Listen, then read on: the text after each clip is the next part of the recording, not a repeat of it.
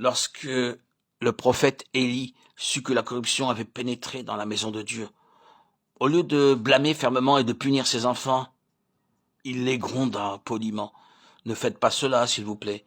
Ce n'est pas bien de votre part. » C'est comme si vous disiez à un voleur, « Monsieur le voleur, ne volez pas. Ce n'est pas bien de votre part. » Vous écoutera-t-il? Ainsi, Dieu dut dire à Élie qu'il allait juger sa maison une fois pour toutes. Puis nous voyons la méchanceté de ces jeunes hommes portant l'arche. Non seulement ils agissaient impudemment et d'une manière inconsidérée dans la maison de Dieu, mais ils avaient la prétention d'être les chefs d'Israël en portant l'arche. De même aujourd'hui, nous trouvons des hommes inconvertis, riches de hautes conditions et capables à des postes de responsabilité dans les églises. Et le travail de Dieu, où va-t-il? Et c'est pourquoi la gloire a disparu du milieu du peuple de Dieu.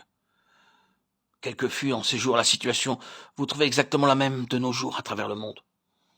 Nous devons reconnaître que la gloire a disparu. Regardez les églises, en Inde, en Amérique, au Canada, en Europe ou dans quelque autre endroit du monde. Vous conviendrez que c'est la vérité.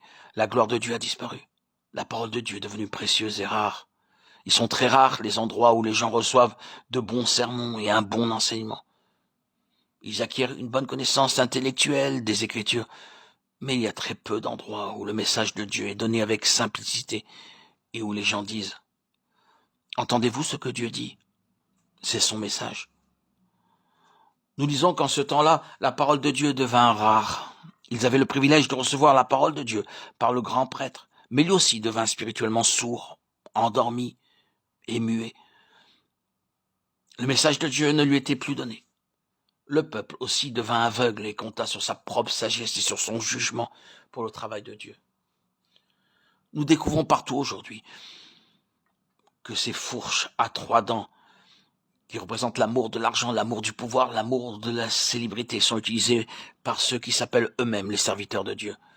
Laissant de côté les modernistes et les gens du monde, même parmi les soi-disant fondamentalistes, nous trouvons de l'amour pour le pouvoir et la renommée. C'est pourquoi ils doivent utiliser l'autorité, la prière ou d'autres astuces d'une manière publicitaire. Ils glorifient l'homme dans leur amour de la renommée, de la puissance ou de l'argent.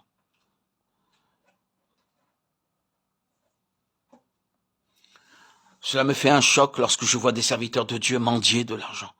Une fois, j'entendis un homme bien, faire un appel pour l'argent. Il dit, « Mes amis, nous avons prévu un banquet pour les jeunes gens et nous attendons 10 000 jeunes gens. C'est une occasion de leur apporter la parole de Dieu.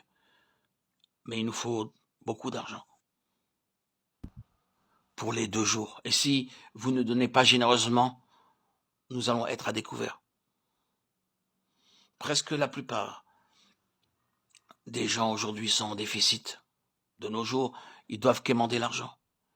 Ils mendient par lettres, par des rapports et par d'autres moyens. Ils mendient et gagnent ce qu'ils mendient. Ce n'est pas parce que c'est pour le travail de Dieu qu'ils ont le droit de mendier. Nous croyons au Dieu vivant et nous prêchons Dieu vivant. Si Dieu peut pardonner nos péchés, il peut aussi subvenir à nos besoins.